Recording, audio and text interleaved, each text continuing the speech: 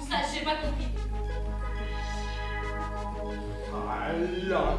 En Thaïlande. Thaïlande. Arrête bien. Thaïlande. Ok. Ça vous a plu? Ben, un facteur, c'est quelqu'un qui pose des lettres dans des boîtes aux lettres. Mais en fait, ce qu'il faut savoir, c'est qu'un facteur, c'est beaucoup plus que ce qu'on attend de lui.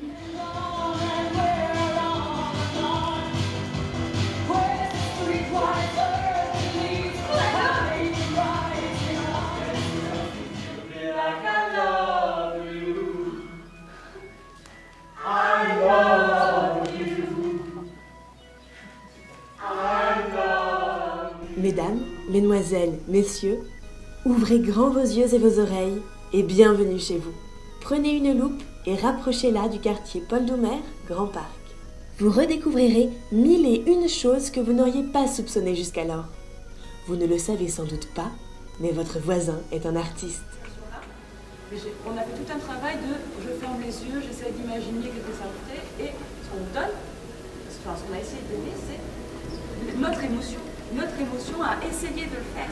On donne pas quelque chose de... Justement, pas jouer sur la corde sensible, mais de jouer des connards, si vous me permettez l'expression, des connards ou des gars un petit peu méchants qui se servent de leur handicap. Oui, un humour. Parce que ça ferait...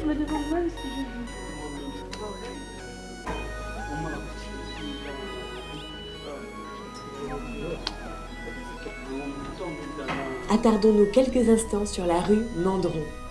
Vous voyez? Cette rue qui traverse le quartier d'ouest en est. Au 34 s'y trouvent les Traverses, un lieu et de vie et d'échange artistique. Plusieurs artistes y créent tout au long de l'année et y rencontrent le public. Pendant les transversales, ce lieu se transformera en foyer de l'événement.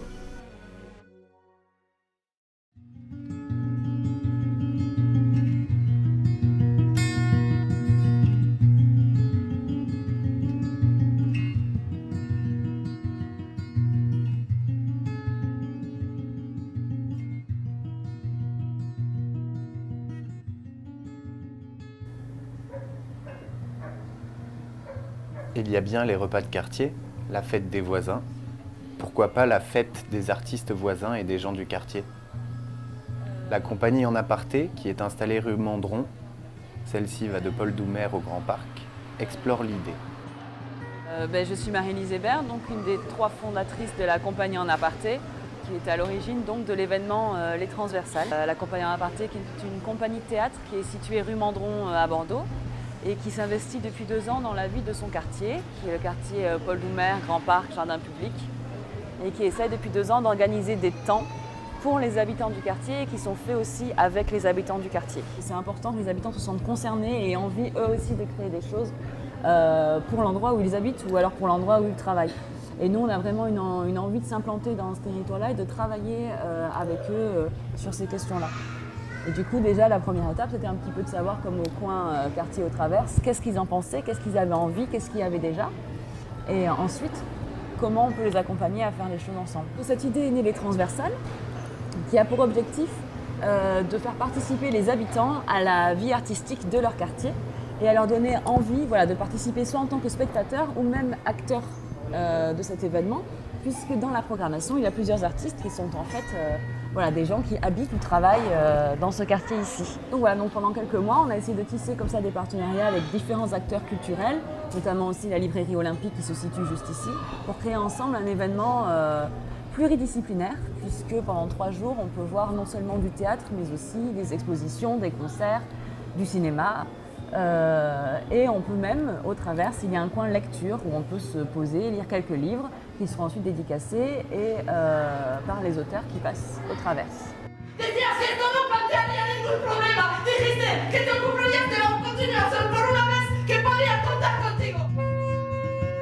Cette rue est longue, très longue. Il y a forcément beaucoup de voisins. Et parmi ceux-là, d'aucuns sont artistes. Il n'en fallait pas plus à la compagnie En Aparté, qui a une vision très collective de l'art, pour expérimenter et organiser une manifestation prétexte à toutes sortes de rencontres intitulées les transversales. On s'est rendu compte qu'il y avait beaucoup d'acteurs culturels et artistiques dans le quartier. Et on s'est également rendu compte que la rue Mandron était transversale au sens géographique, c'est-à-dire qu'elle traverse le quartier Grand Parc Paul Doumer d'un quartier à l'autre, et aussi parce qu'il y a toutes ces disciplines, les arts plastiques, le théâtre, théâtre à la fois classique, théâtre à la fois contemporain, une compagnie de musique classique et contemporaine, donc plein de choses qui se mélangent. Et donc on a voulu un peu que cet événement et les traverses soient un lieu de cristallisation de toutes ces énergies, de toutes ces dynamiques locales. Et aussi, au fur et à mesure que l'on a rencontré les habitants et les acteurs et artistes du quartier, on s'est rendu compte de cette vivacité. Et donc on a voulu tout au long de l'année et au transversal les mettre à l'honneur. Je suis auteur à la fois de textes humoristiques, de récits, de scénarios de bande dessinée et de dessins sous forme de strip. Voilà, tu t'appelles comment? Ah oui, ben ça, mais j'imagine que mon nom va être prévu. Jean-Luc Audrey. Donc j'ai travaillé quand même pas mal dans la presse. Je travaille voilà, dans Psychopathe et dans Fluide Glacial.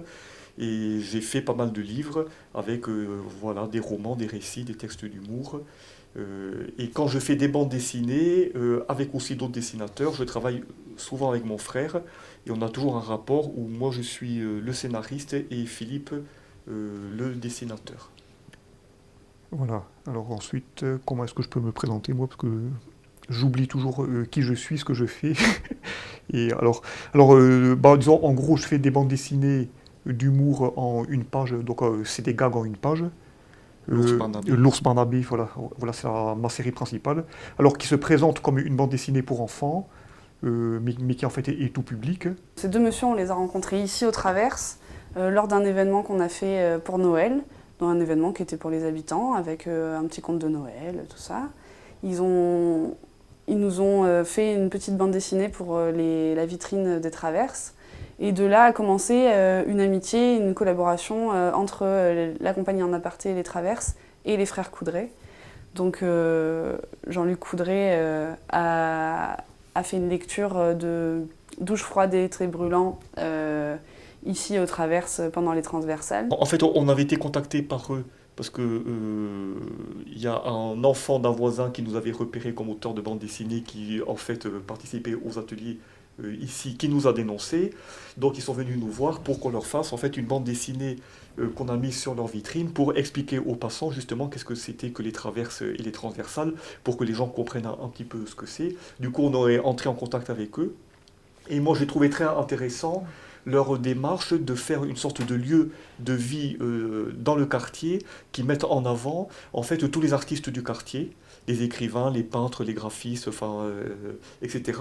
Et au fond de créer une sorte de vie, de lien social dans le quartier, et d'animer en fait tout le potentiel culturel du quartier, comme si le quartier était au fond un véritable petit village, et de mettre en avant comme ça tout ce qui existe, qui est caché derrière les maisons. Donc je trouve que c'est une démarche qui est très ouverte et qui est très intéressante, et voilà, qui permet à la fois beaucoup de rencontres et puis aussi aux gens sur place d'avoir un lieu pour se présenter, s'exprimer. Ma mémoire objective s'estompe. Mes indicateurs sensoriels sont au maximum. Ma boussole interne... Et si votre voisin était un artiste? Et il se trouve que oui, il y en a pas mal. Donc, artiste ou pas, chacun est invité à partager, échanger, assister ou participer à des ateliers, des rencontres, des spectacles. La salle des Traverses, au 34 de la rue Mandron, fera office de QG, de foyer de l'événement, puisqu'elle est ouverte tout au long de l'année à de nombreux artistes. Un peu plus loin, on trouve la galerie d'art contemporain, le 69, au 69. Bonjour, je suis Marie Printemps, je suis là dans le cadre des Transversales première édition. Et donc j'expose cette série de peintures qui s'appelle Hiérophanie. Donc mon travail de fond en termes de peinture et d'œuvres plastiques en règle générale, puisque je ne fais pas que de la peinture. C'est un dialogue entre le sacré et le profane, entre ces deux notions qu'on met aux antipodes, mais qui ne le sont pas forcément. Et quand je parle de sacré, je parle surtout d'idolâtrie. Ça peut être autant finalement ce qu'on appelle l'icône populaire pour certains que l'icône religieuse. En fait, ce qui m'intéresse, c'est de cette façon dont on se passionne pour une image, dont on la sacralise, avec laquelle on va se l'approprier, l'aimer, la mettre en valeur. Elle rejoint un deuxième axe très important de mon travail, qui est l'animal et la posture de l'animal. En fait, en étudiant toutes ces images, je me suis rendu compte que l'animal servait, un peu comme dans notre vie quotidienne, d'arrière-plan, de motif, quelque part l'animal de compagnie, le fidèle qui reste à côté, mais auquel on ne va pas forcément prêter attention. Et là, en partant tout simplement de la figure de l'agneau dans les peintures bibliques, j'ai eu envie de remettre l'animal au premier plan, de lui redonner son statut d'animal non humain, puisque l'homme est un animal, et ça j'en suis intimement convaincue. Donc voilà le fond de ce travail-là. J'expose pour l'événement des transversales, différents travaux. Alors, je suis quelqu'un qui récupère, qui est dans un esprit un petit peu de récupération. Donc par exemple, j'ai des vieilles ferrailles qui sont des morceaux que j'ai soudés ensemble, qui sont des résidus de pièces métalliques à la fin des journées de boulot quand j'étais mécano. Et à la fin de ma journée, je les soudais ensemble un petit peu comme faisait César au début de sa carrière. Ensuite, je fais de la peinture. Par exemple, le grand format noir, là, c'est une grande toile qu'on m'avait donnée qui était un monochrome noir, donc j'ai peint dessus. J'ai fait des pochoirs et tous les jours je rajoute un petit pochoir et en fait je sature l'image. Et le sujet de mes tableaux, souvent, c'est des sujets un petit peu mystiques, un petit peu qui ont trait à la magie noire. Et dernièrement, je fais de la gravure sur bois aussi. J'ai acheté une Dremel. Ça te permet de creuser avec une fraise, comme une fraise de dentiste, quoi, quand tu te fais nettoyer une carie. Et là, j'ai toujours pareil sur un matériel de récupération, une plaque d'architecte une table d'architecte qui était jetée à la poubelle. Ben, j'ai gravé pareil, une scène un petit peu de magie où on voit une sorte de chaman qui insuffle le souffle magique et qui fait naître une bête étrange, une sorte de loup-garou moitié chair, moitié squelette, qui poursuit un oiseau. Et là, on est plus dans un esprit un petit peu surréaliste.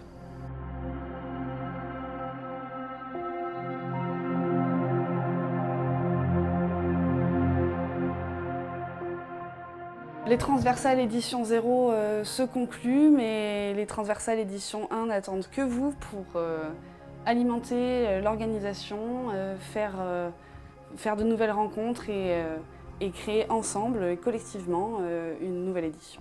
En 2 ans, ils ont déjà fait un gros travail. Ils sont très efficaces, ils sont très organisés.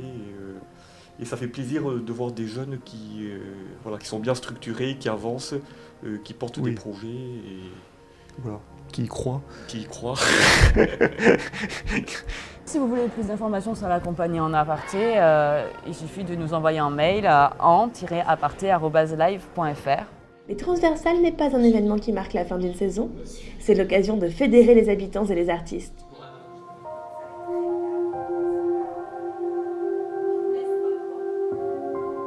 Soyons à l'écoute de chaque temps proposé à la Halle des Chartrons, aux Traverses, à Éclat et dans les rues du quartier, pour pouvoir réinjecter ensuite ces pépites dans notre quotidien. Emparez-vous-en et faites-la perdurer.